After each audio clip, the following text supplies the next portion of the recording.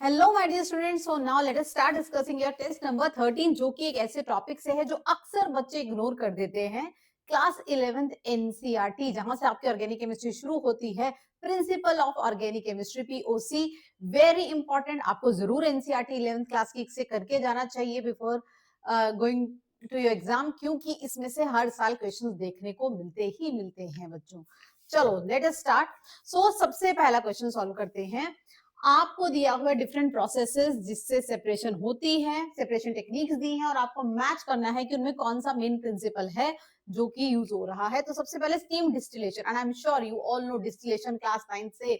Difference in boiling point और volatility पे depend करता है डिस्टिलेशन से कंपोनेंट्स का सेपरेट होना, राइट। सो जिनमें बॉइलिंग पॉइंट का डिफरेंस है, वोलेटिलिटी का डिफरेंस है, दे can be separated by steam distillation. तो डेफिनेटली स्टीम डिस्टिलेशन के साथ will mark difference in volatility.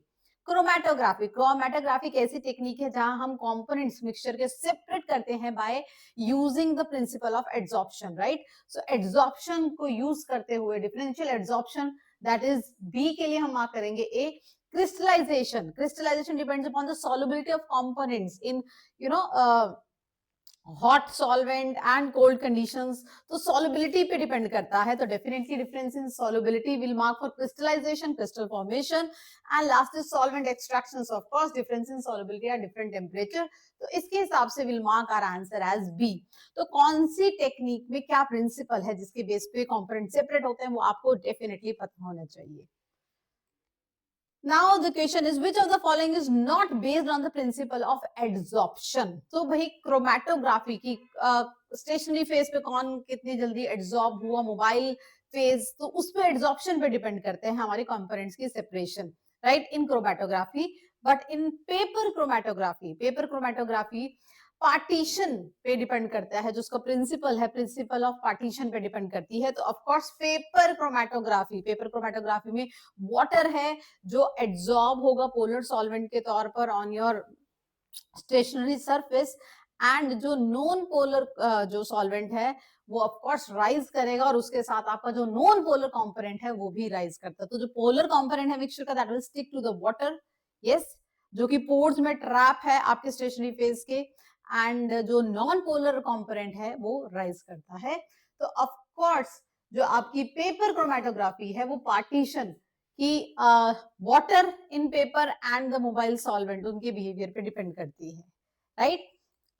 बाकी जो है द क्रोमेटोग्राफी का जो मेन रहता है वो adsorption. Next the question is, given below are two statement, दो स्टेटमेंट दी हैं। A mixture of chloroform and aniline can be separated by simple distillation. Of course because इनके बॉइलिंग पॉइंट में डिफरेंस है तो they can be separated by steam distillation, right. When separating aniline from a mixture of aniline and water by steam distillation, aniline boils below its boiling point. Definitely this is also a true statement that aniline जो है वो अपने boiling point से below जो है वो boil कर जाती है अगर उसका आपने मिक्सचर बनाया है with water. Yes, got it. So of course जो एनिलीन का वेपर प्रेशर है वो बहुत ज्यादा होगा, बॉइलिंग पॉइंट से बिलो वो बॉयल कर जाएगी। जो आपका नॉर्मल बॉइलिंग पॉइंट है उससे बिलो वो बॉयल कर जाएगी, सेपरेट हो जाएगी। Which of the following techniques is best suited for purifying a solid organic compound that is stable at its melting point and has a high vapor pressure? तो ऐसे compound के लिए कौन सा बेस्ट मेथड है जो स्टेबल है अपने मेल्टिंग पॉइंट पे भी और उसका वेपर प्रेशर हाई है? तो जैसे नैप्थेलिन हो गया, कैम्फर हो गया, इनके लिए हम सब्लिमेशन टेक्निक को यूज करते हैं, राइट, बिकॉज वो डायरेक्टली सॉलिड से चले जाते हैं हमारे gas phase में, right? तो for such substances we use sublimation for separation, directly converting solid to vapors by heating, and वो जो vapors मिले उनको condense करके वापस से cool करके आप अपना substance ले सकते हैं, separate कर सकते हैं। Okay, now the question is, a mixture of ortho and para nitrophenol can be separated by, आप सबने ऑर्गेनिक केमिस्ट्री में पढ़ा होगा ortho nitrophenol, it has intramolecular hydrogen bonding, right, whereas para nitrophenol में होती है intermolecular. So intramolecular nitrogen bonding है हमारा ऑर्थो नाइट्रोफिनोल में, right, because of intramolecular hydrogen bonding. तो इसका जो बॉइलिंग पॉइंट है, right, the boiling point is low, whereas in paranitrophenol because intermolecular है, इंटरमोलिकुलर मॉलिक्यूल्स में अट्रैक्शन ज्यादा, तो उसका बॉइलिंग पॉइंट ज्यादा है, तो there is a difference in the boiling point guys. तो जब डिफरेंस हो बॉइलिंग पॉइंट में, we can separate them by steam distillation, right guys? Okay, now in the purification of solid by crystallization the ideal solvent should be, so crystallization में क्या होता है, हम एक कंपाउंड लेते हैं, उसे सॉल्वेंट में डिसॉल्व करते हैं, हीट करके अच्छे से डिसॉल्व करते हैं, हीट करते हैं, बहुत देर तक हीट करते हैं, कंपाउंड को सॉल्युबल करते हैं, डिसॉल्व करते हैं, and then after making it just mix very nicely with the hot solvent, अच्छे से वो मिक्स हो गया, उसका सॉल्यूशन बन गया, फिर उसको हम कूलिंग के लिए रख देते हैं। कूलिंग से क्या होता है, जब ठंडा होता है तो वो जो कंपोनेंट है जो डिसॉल्व नहीं होता है कोल्ड सॉल्वेंट में, वो सेपरेट आउट हो जाता है as a crystal, right? So होना क्या चाहिए, what is the principle here, the ideal solvent वो होगा जो हॉट अगर है, उसका टेम्परेचर हाई है, तो डिजायर्ड कंपाउंड को अपने अंदर डिसॉल्व कर ले, और जब वो कोल्ड है, ठंडा है, तो उस कंपाउंड को अपने में से निकाल दे as crystal. So will mark our answer as B, right? Crystallization, crystal formation. Got it, guys? So the hot solvent dissolve both compounds and impurities. Upon cooling, तुम्हारा जो compound है वो as a crystal separate out हो जाना चाहिए. This is the principle. Okay. Now the next is, which of the following compounds will be suitable for Zeldal's method of nitrogen estimation? और nitrogen estimation, proteins, right? Amines की estimation के लिए Zeldal method use किया जाता है. So let us see our options here. So of course we can clearly see amine aniline, we can use Zeldal's method, right? Very important, Zeldal, Duma, Carro's method, ये बहुत important method है बच्चों, NCERT में clearly mention है, आपको definitely करके जाने चाहिए। Got it? So nitrogen की estimation in the form of amine, ammonia. Okay. Now the next is formula of the compound which gives violet color in Lessines test for sulfur with sodium nitroprusside. So यहाँ पर बात की गई है Lessines test, sodium extract बन जाता है sulphur के साथ, तो सोडियम नाइट्रोप्रोसाइड डालने पर, राइट, जो violet color formation होती है, that is by which compound? That is C. You should know this reaction. So this is sodium extract sulfur Na2S. When it reacts with sodium nitroprusside, this will form this compound. Very important, important इसलिए भी है क्योंकि ये एक qualitative analysis का तरीका है, and secondly coordination compound है, कलर्ड कोऑर्डिनेशन कंपाउंड है, तो जिससे ये रिएक्शन सुप्रीमली इंपॉर्टेंट हो जाता है बच्चों, right? So just make sure you know the compound sodium nitroprusside test. Okay. Now the question is, an organic compound is estimated through Dumas method and was found to evolve 6 moles of CO2, 4 moles of hydrogen and 0.5 moles of nitrogen gas. तो formula क्या होगा? CO2 बन रहा है, nitrogen gas बन रहा है, hydrogen बन रहा है, तो भाई law of principle of atomic conservation, तो जितना भी कार्बन कंपाउंड में वो CO2 की फॉर्म में गया, जितना भी हाइड्रोजन है वो H2O बन गया, और जितना भी नाइट्रोजन है वो नाइट्रोजन गैस की फॉर्म में इवॉल्व।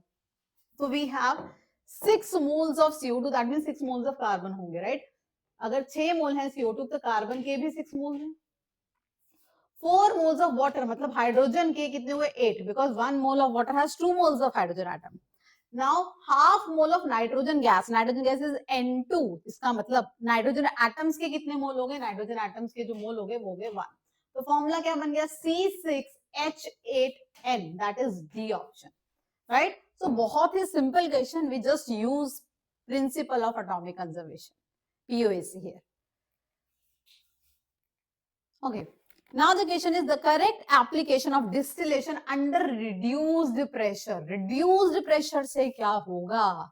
Reduced pressure से होगा कि प्रेशर कम है सराउंडिंग का, तो वो बॉइलिंग जल्दी स्टार्ट हो जाएगी कंपाउंड की, कंपोनेंट की, राइट? बिकॉज बॉइलिंग पॉइंट वो टेम्परेचर होता है at which the vapor pressure of the liquid becomes equal to the outside pressure, atmospheric pressure. तो अगर reduced pressure होगा बाहर, तो कम टेम्परेचर पे ही इतने वेपर्स बन जाएंगे कंपाउंड के कि वो बॉइलिंग स्टार्ट कर सके। तो डिस्टिलेशन अंडर रिड्यूस्ड प्रेशर उन कंपाउंड के लिए की जाती है जो अपने बॉइलिंग पॉइंट पर डिकम्पोज कर जाते हैं, अनस्टेबल होते हैं, right? And one such compound is glycerol. So glycerol क्योंकि अपने बॉइलिंग पॉइंट पे डिकम्पोज हो जाता है, तो हमें उसको लोअर टेम्परेचर पे बॉइल कराना पड़ता है for separation. Of course purification of glycerol, that is very very important, right? So decompose कर जाता है अपने नॉर्मल बॉइलिंग पॉइंट पे, that is 290 degree Celsius. So reduce pressure करके उसका बॉइलिंग पॉइंट को लोअर किया जाता है, एंड ताकि उसको प्यूरिफाई किया जा सके विदाउट बीइंग डिकम्पोज्ड।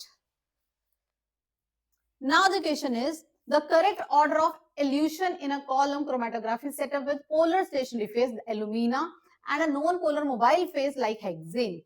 So भाई like dissolve like जो जैसा है वो वैसे से ही चिपकेगा. हमारी जो stationary phase है that is alumina polar तो उसके साथ polar component जो mixture का stick करेगा, whereas जो mobile phase है वो non polar है तो जो non polar है वो उसके साथ move करेगा mobile phase के साथ.